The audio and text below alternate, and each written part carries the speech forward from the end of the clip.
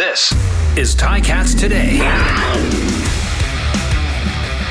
This is Ticats Today for a Monday, September the 13th, 2021. It's your digital host, Louie B. Thanks so much for tuning in today on the Ticats Audio Network. Make sure to like and subscribe so you never miss an episode. Of course, so you never miss an episode of this show or any of the other great offerings we have here on the Ticats Audio Network, like the CFL This Week. Brand new episode dropped today with Bubba O'Neill.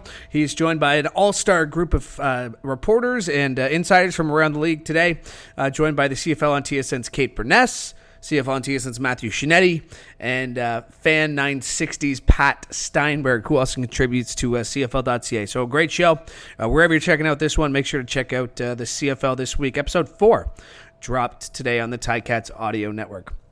All right, Ticats back on the practice field today for the first time since Friday's loss to Toronto. Of course, they lost that game in a heartbreaking fashion, a 17-16 final from BMO Field. It wasn't just on the scoreboard, though, that the Ticats lost, as they also lost Dane Evans to injury in that game. We're going to get an update on him from Coach Orlondo Steinauer, who spoke after practice, so we're going to get to that in just a quick second. We'll also hear from David Watford. He came into the game on Friday night, so we'll hear what he has to say, and we'll get Coach Sal, John Salavantis. He'll be by to give us his thoughts on what he saw on Friday night. As mentioned, it was a tough loss for the Ticats on Friday, but it's a new week, a new opponent, and a new challenge in the Calgary Stampeders, and the Ticats will get to be back at home here at Tim Hortons Field. Another home game, just their second of the season, so very much looking forward to seeing all the great fans and some Friday night football under the lights here at Tim Hortons Field. Make sure to join us, even if you're coming to the game. If you can't come to the game, make sure to join Andy Fantuz and I at 6:30 for Tiger Cats pregame, presented by Active Green and Ross. We'll hand it over to RJ Broadhead and Luke Tasker, who will have the call starting at 7:30. And then you're going to want to join us on the Tiger Cats postgame following the game, and you know why? Because every week, every game, we're giving away a pair of tickets to go see the Ticats, and congratulations to Doug Penner of Burlington. He was our winner for this upcoming game, so if you want to be like Doug and win some tickets here from the Ticats Audio Network, make sure to turn into a Tiger Cats postgame right here on the Ticats Audio Network. All right, big news of the day coming out of practice. Coach Orlondo Steinauer spoke and provided an update on quarterback Dane Evans. Dane won't be with us. Like he'll be out probably 4 to 6 weeks. So that's not a secret. We split reps out there today. So we'll make a decision on the starter probably after day 3. See how Jeremiah's feeling. Yeah, we'll keep it that way for now. At the end of the day, he won't be playing for us for at least a month. That's the doctor's report, but tough blow. Feel bad for him. He's in better spirits today, but after we got the MRI results and everything back, is very clear he wasn't going to be available to us. Well, yeah, that's why we're easing him back in, letting him throw some balls out there today.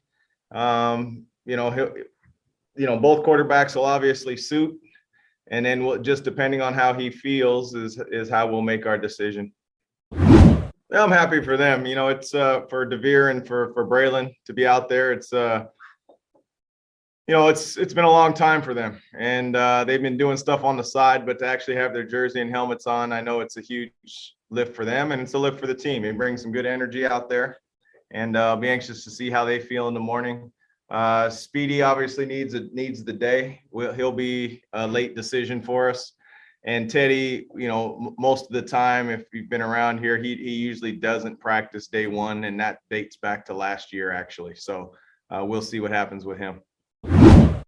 Well, you kind of put together a preliminary plan, Louie, basically in the off season, and you kind of know that this is on the schedule. So it's nothing that's catching us by surprise.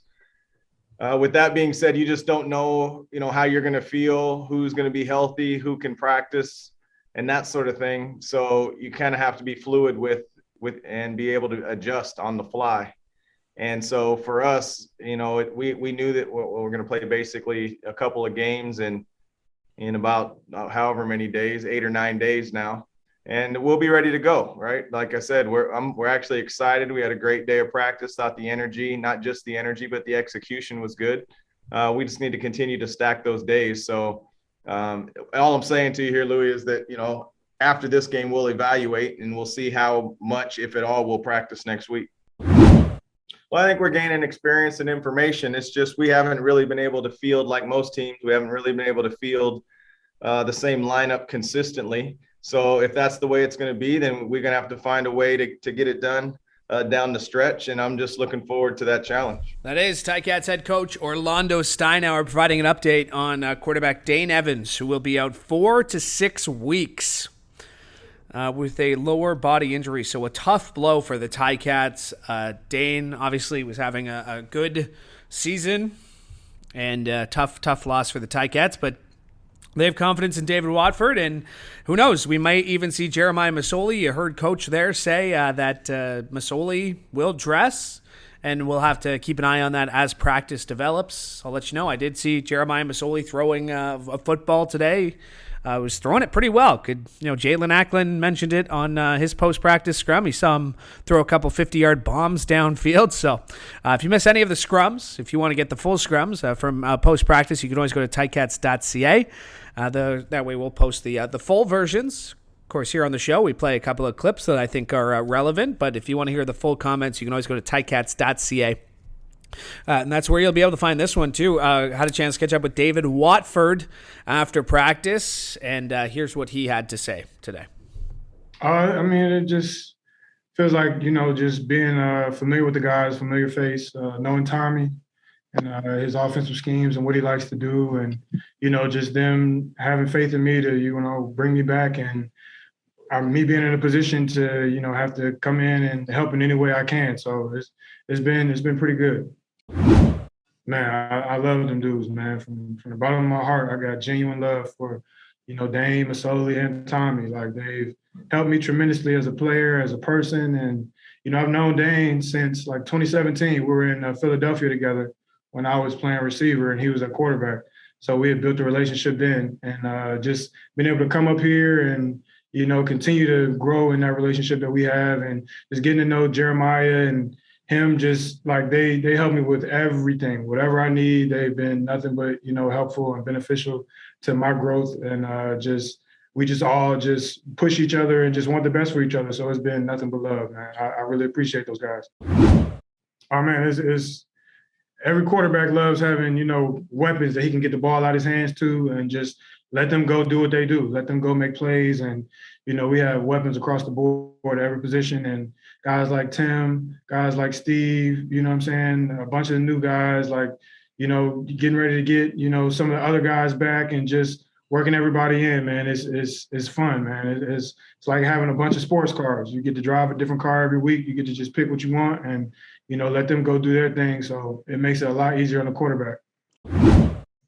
I think Tommy is he's a great offensive mind, and he knows how to just use the offense to kind of like you're saying, bring out the talents that that I have and that the receivers possess, to not put a lot of stress on whoever the quarterback is. He's gonna find ways to make it easier on us to get the ball out of our hands and do what we need to do, and let the guys that are our receiver and our running backs, let them work for us. So his offense is, just has been, really beneficial. I've learned a lot up here being with Tommy, a lot about the game, and, just everything is I feel like my growth from, my first couple of years playing in SAS to, now has been, truly, truly amazing. So I'm definitely thankful to, have somebody like Tommy helping me out, and just, and like I said, the quarterbacks, man, they help me out tremendously as well. So it's definitely been fun. That is David Watford as he spoke after practice today. And, of course, he finished the game Friday in Toronto. And, yeah, he'll go throughout the week and maybe have a chance to start. And it's worth mentioning that it's not like this is some guy off the street. This is David Watford, who, dressed in 12 games last year for the Ticats, led the team in rushing touchdowns last year with 6, had a full season under his belt as a backup in Saskatchewan back in 2018. So, this guy knows the CFL. he knows this offense, and he mentioned it there that a lot of those guys, Jalen Acklin, Marcus Tucker, there's a lot of guys on this team that he has familiarity with, practicing with last year, whether it was on the scout team or now, of course, getting some first team reps this week. And we'll see. Could be Jeremiah, could be David Watford, but should make for an interesting matchup on Friday when they take on Bo Levi Mitchell and the Calgary Stampeders. All right, before we officially close the book on Friday night, last Friday night's loss to Toronto, I wanted to get some comments here. I wanted to hear from John Salavantis, Coach Sal, with us now here on Ticats Today on the Ticats Audio Network. And Coach Sal, just I guess wanted to get your initial thoughts on what you saw on Friday night. Well, the first thing you got to admit to is Hamilton did not lose the Grey Cup Friday night. They lost the ball game, and to borrow a phrase, the coaches are on to Calgary. Yeah, and it's like you said. I know Coach O has been saying it all season that the playoffs didn't start this week. They didn't get eliminated from the playoffs. But after a tough loss like that, can you take some positives in certain aspects of the game?